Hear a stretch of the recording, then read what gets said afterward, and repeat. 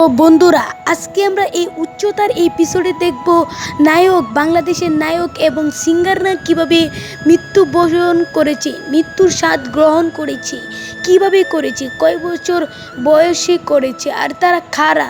আজকে দেখে নেই। উচ্চতার এপিসোডটিতে সাবস্ক্রাইব করেন। প্রথমে রয়েছে শাহবাজ শনি, যে 26 বয়সে ইন্তেকাল করে হৃদয়ের রোগে। তারপর রয়েছে মান্না, যে 43 বয়সে ইন্তেকাল করে হৃদয়ের রোগে। তারপর রয়েছে সালমান শাহ, যে 20 বয়সে ইন্তেকাল গ্রহণ করে হত্যা করে ফাঁসি লয়ে। তারপর মিজান আহমেদ 60 বয়সে ইন্তেকাল করে হৃদয়ের রোগে।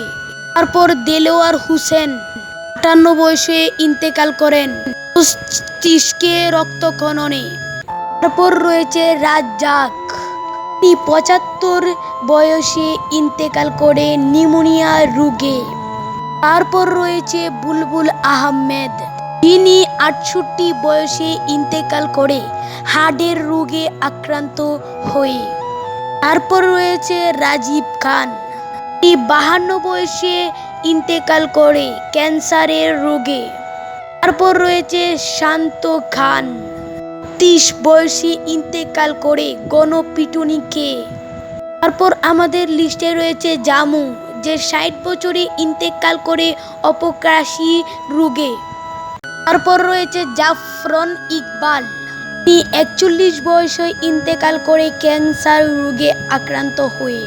তারপর রয়েছে জসিম, যিনি 47 বয়সে ইন্তেকাল করে মস্তিষ্কের রক্তক্ষরণে। তারপর রয়েছে হুমায়ুন কবির, যিনি 59 বছরে ইন্তেকাল করে ফুসফুসের রোগের কারণে। তারপর রয়েছে প্রবীর মিত্র, যিনি বয়স বেশি হওয়ায় ইন্তেকাল করে। তারপর রয়েছে এটিএম শামসুদ্দিন, তিনি 79 বয়সে মৃত্যুবরণ করে হার্টের রোগে। তারপর রয়েছে খলিলুল্লাহ খান, যিনি 80 বয়সে বৃদ্ধতায় মৃত্যুবরণ করে। তারপর রয়েছে সিরাজ হায়দার, যিনি 69 বয়সে মৃত্যুবরণ করে হার্টবিটের কারণে। তারপর রয়েছে সাদেক বাচ্চু, যিনি 81 বয়সে মৃত্যুবরণ করে কোভিড-19 রোগে পড়ে। তারপর রয়েছে চালেক দার, যিনি ব্রেন ক্যান্সারে মৃত্যুবরণ করে 51 বয়সে। তারপর রয়েছে অলিয়া হক রমি, 60 বছর মৃত্যুবরণ করে কুল ক্যান্সারে। তারপর রয়েছে আহমেদ রুবেল, যিনি হার্টবিটের কারণে মৃত্যুবরণ করে। তারপর রয়েছে এস এম মহিদ, যিনি মৃত্যুবরণ করে 75 সালে কোভিড-19 রোগে। তারপর রয়েছে খালা আজিজ, যিনি মৃত্যুবরণ করে ডায়াবেটিস রোগে 65 বয়সে। তারপর রয়েছে ডেলি সামাদ, যিনি মৃত্যুবরণ করে দীর্ঘ অসুস্থতায় 78 বয়সে। তারপর রয়েছে আব্দুল খালেদ, 60 বয়সে ইন্তেকাল করে ক্যান্সার রোগে আক্রান্ত হয়ে। তারপর রয়েছে আহমেদ সাজ্জাদ, যিনি কেভিডেন্স রোগে অনেক মানুষের মৃত্যু হয়।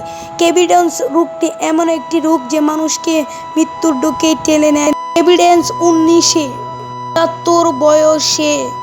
তারপর রয়েছে আবল বুশ, যিনি হৃৎপিণ্ডের কারণে মৃত্যুবরণ করেছে। এই হৃৎপিণ্ডের কারণে অনেক মানুষ মৃত্যুবরণ করেছে, যেটি বাংলার অনেক মানুষ এই হৃৎপিণ্ডের কারণে মৃত্যুবরণ করেছে।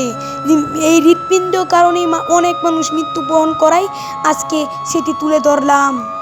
69 বয়সে। তারপর রয়েছে আব্দুল রতিন, 68 বয়সে ইন্তেকাল করেন। তারপর রয়েছে কাব অনুয়া 66 সালে ইন্তেকাল করে হৃৎপিণ্ডর কারণে। হৃৎপিণ্ড যে এমন একটি জিনিস যে মৃত্যুর দিকেই ঠেলে নেয়।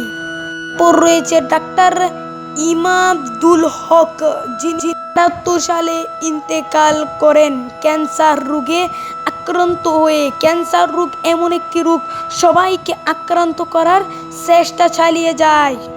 তারপর রয়েছে সাগর হোদা, যিনি 29 বয়সে মৃত্যুবরণ করে হৃৎপিণ্ডর কারণে। হৃৎপিণ্ড কত বই যেন এই ভিডিও থেকেই বুঝে গেল। তো আজকের ভিডিওটি এত বড় করলাম না, এখানে শেষ করে দিলাম। তো সবাই আমাদের চ্যানেলটিকে সাবস্ক্রাইব করে পাশে থাকা বেল আইকনটি বাজিয়ে দিতে ভুলবেন না।